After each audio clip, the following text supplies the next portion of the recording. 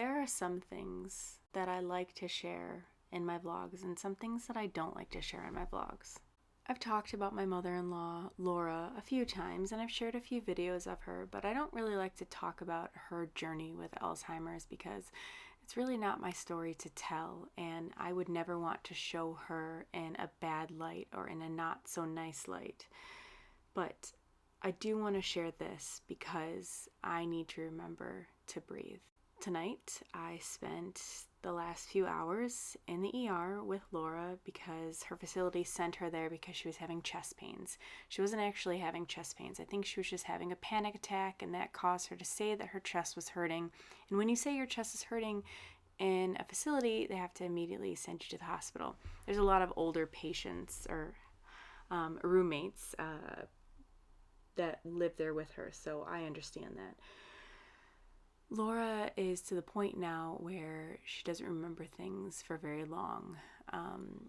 She was very agitated and nervous and upset, and I was very happy and thankful that I could be there to comfort her and to care for her when she needed it the most.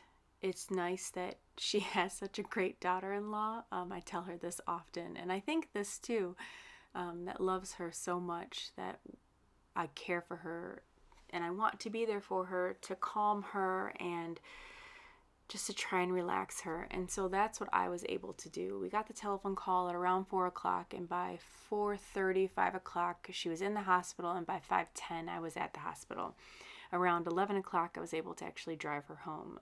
She was really upset because there was beeping going on in the room, and it was upsetting her, and she really wanted to leave, and I had to keep reminding her that she couldn't leave until she was discharged, and it was a lot of explaining that over and over and over again. And patients that have Alzheimer's or dementia, it's very hard, and I just want to remind people, when you are dealing with someone with this disease, you need to remember to breathe.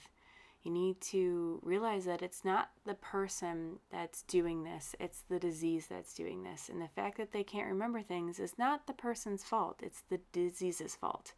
And you can't hold it against that person, you have to hold it against the disease.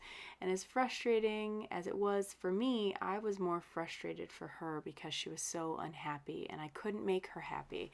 And of course, I would share these videos like I would share my daily vlog videos, but it's Laura, and I didn't want to share the videos. So instead, I'm sharing a picture of me in her room waiting for her just to calm her down. And when they finally gave her medicine around 8, 9 o'clock, she calmed down a little bit, and she was able to fall asleep in her bed for a few minutes until the beeping started again, and then the whole cycle started again.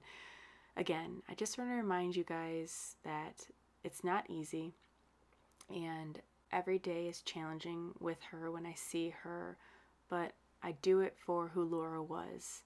I don't do it for the disease. I care for her. I love her. I will always do this until the day that she goes, in honor of Laura pre-Alzheimer's. I do realize how lucky Adam and I are to be old enough, or older enough than his siblings, to have made the decision to have Laura move close to us, so that way when circumstances like this happen, we can be there to care for her, and having her so close to us. And I realize how lucky Laura is to have us on her side, supporting her and caring for her and making sure that she is always taken care of. I do realize this, and I'm very, very thankful for it.